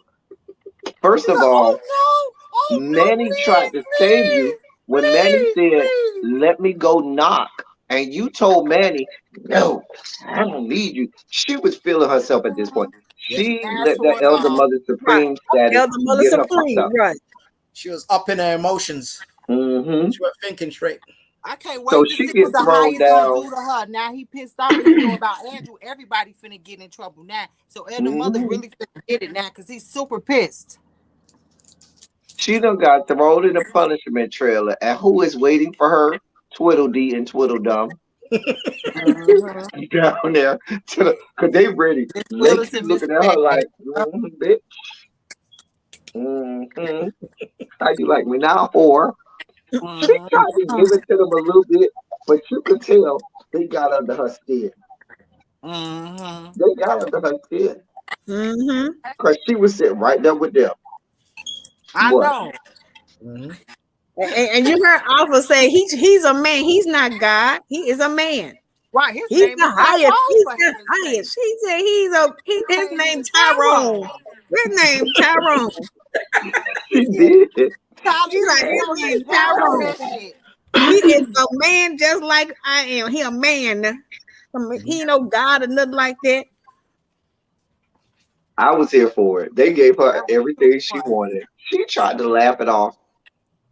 They was like, getting no, her please, no, please don't take me, please don't take me to the punishment and then have the audacity to talk trash but you locked up just like us, so you can't talk trash. Yep. Like you locked up just like us. I killed Agnes over here. She did tell her. Yeah, I killed Agnes. Elder Mother Agnes. I'll kill your ass like I killed Elder Mother Agnes. What? Y'all think about Lacey that killed about 2 or 3 people. Lacey is at this point a whole ass killer at this point. I told y'all that's Lacey. Yeah, they killed the They need to make us told you to and get all of it done Lilo. She's done Elder Mother Agnes. So they're both killers. Yeah. Lacey gonna wind up getting Oliver killed. Fuck it off. And don't forget she killed the old couple in the barn in the farm. Yep. How many bodies Lacey got? Lacey got what? 3 bodies at this point? 3. Well, Chris said 3. How many, Chris? 3. She got 3. The couple and Agnes. Couple and Agnes, and then Oliver. Her and Paula both killed Agnes. Her and Paula both killed Agnes. She had the hair. Yeah, they killed her together. Well, yeah, I forgot to mention the part about when Daikon got over there before Elder Mother went to the punishment trailer. He did tell the highest about what Andrew told him. And I know that had to feel good for Daikon. Because Daikon had been saying the whole time, I don't trust this dude. I don't trust him. And the highest kept saying, well, no, he's loyal. And Daikon said, something don't pass the sniff test here. And he was like, now here's the thing. This is where I think they messed up in the writing. Okay. If you notice, go back and watch. The highest told him, bring him to me. Because if you remember, the highest said, he was talking about the guy in the freezer, bring him to me. But then when we got to this last scene, he actually went to the freezer as opposed to having Malcolm brought to him. But just a little, just a little bit. He got tired of waiting, so he went to him. He got tired of waiting, so he went to him himself. He went to the cooler himself. And like I said, like I predicted, they haven't approached Andrew yet. I knew that I felt that the highest was going to go and try to question Malcolm again. Even though they had Andrew, to confirm it. It makes sense. He had to confirm it. Right, because you have to confirm. That's the Andrew too. Yeah. That's the reason why Andrew wanted him to take that pill to slow down, to make it seem like he had died or something, so that he can't talk. So he wouldn't tell on that makes so much sense. That's the reason why he wanted him to take that pill. He said, "This is so it appear that you are dead in here, and you not." I didn't even put that together, Jeanette. If they think you dead, then they'll take you out or whatever, or something like that. I didn't even put that together. So that way you have calm down. Yeah. And then if they would have felt his pulse, they wouldn't have felt nothing. Because remember, they was lowering and exactly. But his dumb ass didn't want to take the medicine. He didn't take the pill. None of them want to take the medicine. My girlfriend, none of them took the pill. That Andrew turned into a pharmacist because they thinking that Andrew is with them. That's why. This is why we have the panels, so we can think about some things that we didn't think about when we watched it. I appreciate that, Jeanette. You had something with that one right there. You did that. Look, I get up on Thursday mornings at 6 o'clock to watch it before I clock into work. So when we get down here to the unplugged deep freezer, it's solar powered. We're gonna say that. I'm sorry. Solar powered deep freezer. What Malcolm is the highest tells Malcolm listen. Mac is the highest come right at what's the guy name? Mac? Yeah, he is. We that's your boss, right? Yeah, we got him. He already went on. Yeah, I called that a few weeks ago. I thought Mac's in on it. And then Malcolm tells them, yes, Andrew is indeed an FBI agent. And confirms for the highest. They throw him right back on in there, and the highest told on him for nothing. The highest loses his shit like he is, and say, "Go get his boy." Yeah, go get my ready to burn the house down. Yeah, insane. The highest is here for it at this point. He didn't get to chop off. He didn't get to chop off Daikon's arm, but Andrew, you about to lose. You about to lose something. Brian done lost 2 fingers. Daikon got shanked, but that's about you about to lose something, Andrew. I sure would like to see how Andrew gonna get out of this one. Yeah, I need to see how this is gonna play out. I don't know. He might be trying to hitchhike past the town or something. Because Andrew, like, what at this point, what could he do? He's building he's trying to gather people. He's building the army. He's gonna find somebody that's gonna team up with him, and look like the only going to go get Oliver. Gonna be Oliver and Lacey. Those are the only 2 that he really gonna.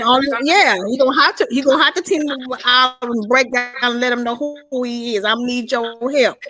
I need your help to get me out of here and stuff. You get y'all after they get Supreme Mother out the trailer, because they can't talk in front of her. Here's my thing. The reason that I can't definitively go with that, because that would end it all too soon. You see what I'm saying? I don't think we can have a whole season of a gunfight. You know what I'm saying?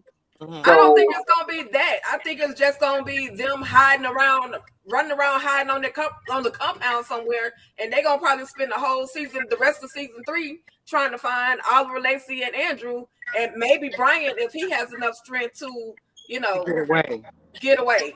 I think I love Mr. Perry, much respect, but he will drag something out. So he will drag it out. I told y'all, he stayed in the hospital for a year. I reckon Cynthia and Andrew's wife, who's not confirmed as dead, is she, or is she definitely dead? But I reckon Cynthia's coming to the compound now, next. You think so? Mm-hmm. What if we get a visitor from the Oval to the Rocket Beach compound? Doesn't Barry eventually come? Yeah. Barry's been there already, so Barry's going to want to go back. No, Barry's been there on the Oval. Yeah, but I don't remember him going there on Ruthless. on Ruthless. Right, he ain't They showed have to up on play that Ruthless scene yet. out where he. It is going to be another crossover. Something's going to happen from somebody from over going to show to the compound. Yeah, definitely. In the next 2 episodes. Barry can come get his daughter back, meaning the daughter's off the compound, the roof stays for the money. My thing is this: y'all walk this compound. Why don't you try to find an exit? You know you can't come out the front gate, maybe the side gate. It's got to be some exit out through them woods, some damn kind of way. Exit, where the you know the bunch that escaped, that the highest killed. Right, that first group. It is a way out. There is a way out at the back. Yes, because that other group got out. Yeah, and that's because somebody discovered that the fence was cut and everything like that. So that means somebody was, I don't know if that was Clark, bitch ass that discovered the fence was cut. But they say that they say the Rakaduchi camp is really surrounded by deep woods. So if somebody escaped and then Daikon and them get on the 4-wheelers, they can catch up with them and kill them. Mm-hmm. That's how Callie got away though. Callie got away. Callie got away. Remember before Melinda was stabbed, that's where she was going. She was going towards that location to try to get out. But Manny got her and we know what happened there. So, but yeah, that's where Melinda was going. So there is an area of the compound that's a weak spot. But that they can get out of. Can we reincarnate Clark? I mean, this is Tyler Perry. He's known for bringing people back to life. Can we reincarnate Clark? I miss Clark. Bring back Clark.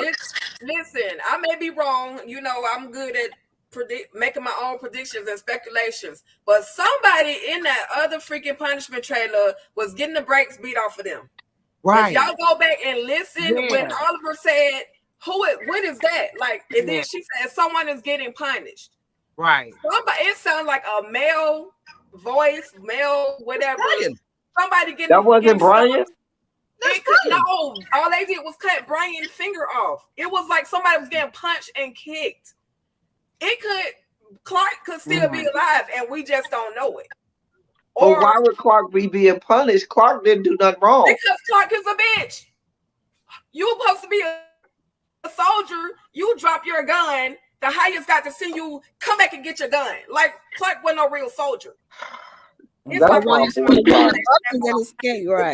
Somebody getting the brakes beat off of them in that other punishment trailer. Just go back and listen to when Oliver and Lacey said, what is that? What does that sound?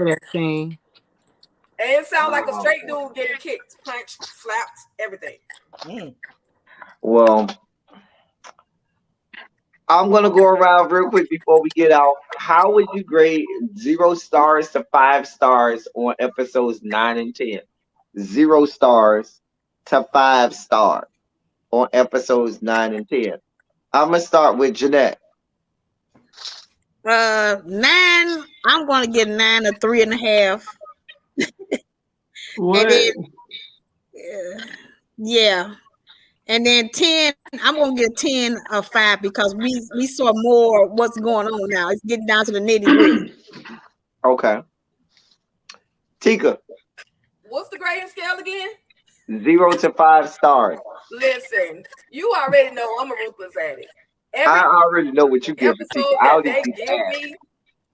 Every episode that they give me brings a little bit more to the table. So for me, I'm sorry, it is what it is. Both episodes 9 and 10 received a 5, and that's just me. Okay. Chris. Well, episode 9, I give a 4 because it had me like my mouth was wide open, like wow.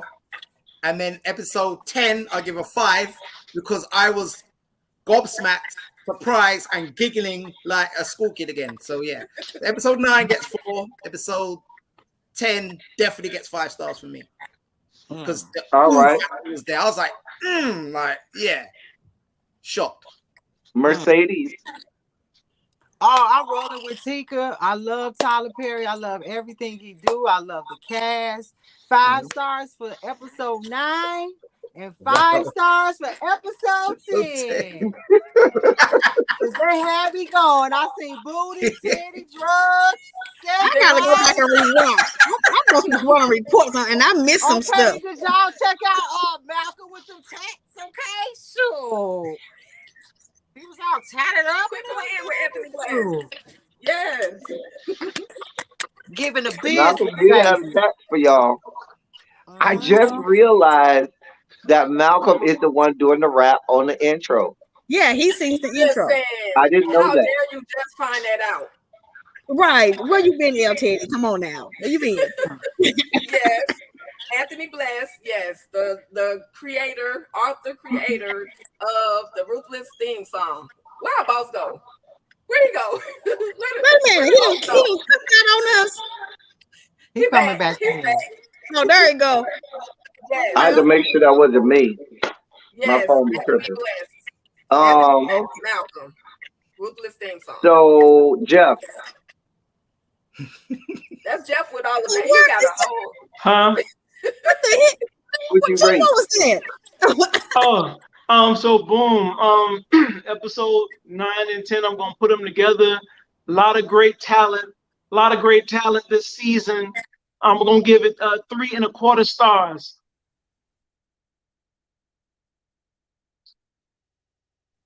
Say that again, Jeff.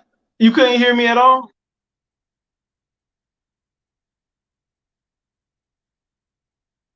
Can you hear me? Oh, but I can't hear anybody. I think you muted me, L. Teddy. Let me see. Maybe it's me. You good? I don't know. I can hear you now. So you ain't hear nothing I said? What's your rating? Oh, so my bad. So lots of great talent this season. I'm gonna put 9 and 10 together. I'm gonna give them 3.25 stars. Okay, so for me, episode 9 gets a solid 3 for me. Y'all know I grade hard. Episode 10, though, I give a solid 4. And I give episode 10 a solid 4 for a couple reasons. Joan gave me, I love Joan's role, and I love more of what we're seeing from Joan. Joan gives me everything that she is the dark horse for me. So I like what Joan does for me. So 9, I give a solid 3. 10, I give a solid 4, which is really high for me. But I really like a lot of the background that we got this last episode. I'm really curious to see how Andrew's going to work his way out of this. What exactly the highest is going to do. Poe River, you got some ropes waiting for you, River, down there to the trail of the night. River, just like you told Zane she need to suck it up and take it, baby, you need to go ahead and get ready to suck it up and take it too, River, because tonight is your night. Just be clear. Just be clear. Right. You about to get the goods tonight.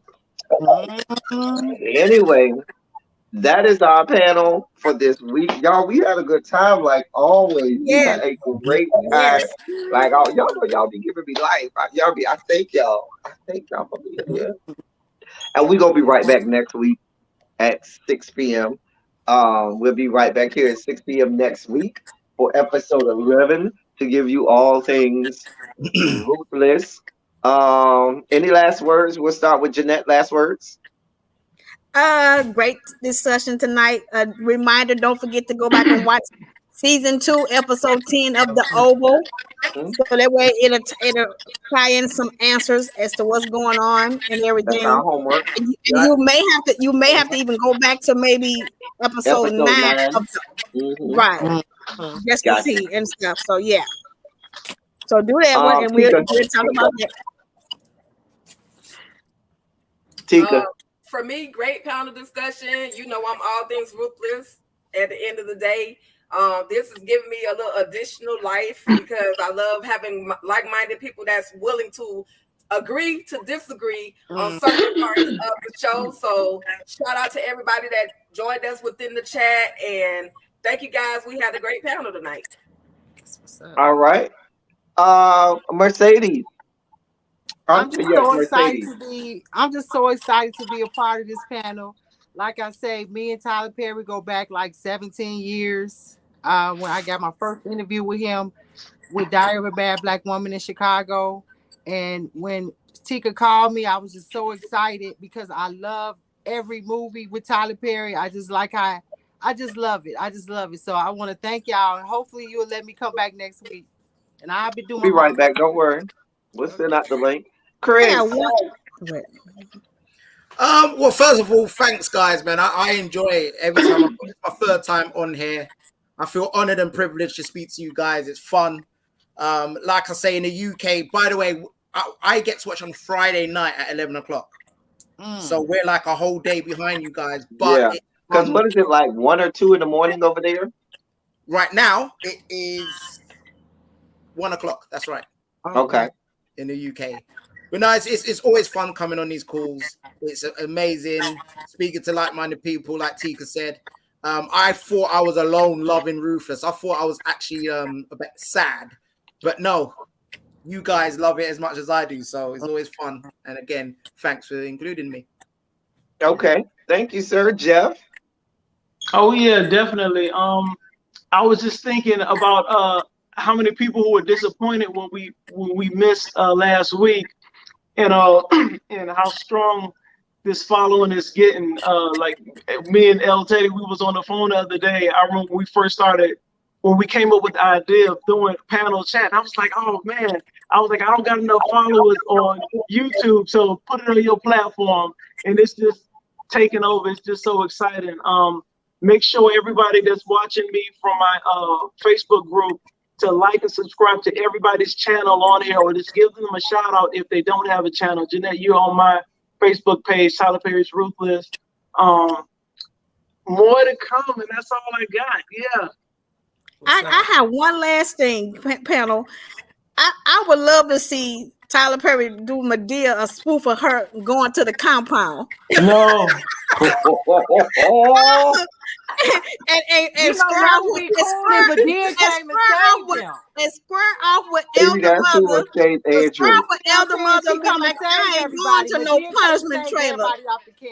Right. That's who's gonna come and save Andrew. That's who's gonna come and save Andrew. She going there looking for her nephew or her niece Zane. Right. And square off. That would be so funny if we could see something like that. Yeah, that would. I want to say lastly, definitely thank y'all for being here. I love how everybody has their different parts that they add to the conversation. Tika would tell us she tried the pregnancy test and it worked. Jeanette always giving us something to think about. Chris with his historical references from the couple seasons. Even Mercedes came up here dropping jewels and dimes. Jeff just up here to look pretty. All of the women be asking about Jeff, and some of the men's be asking about Jeff. Everybody come asking about Jeff, and I'm just here to host. I'm just here to navigate the train, to be the conductor of the train. That's it. You're killing it. And I'm so appreciative for y'all. As I always say before I close, I love y'all. I love on y'all, my subscribers, and everybody watching. Thank you all for being vocal, present, and active. Thank you for doing what you do. Thank you for any and all contributions that you make here to the channel. They are much obliged and much appreciated. We will be back next week. Until then, that's all I got for y'all. Thank y'all for coming. Y'all drive safely. And we gonna get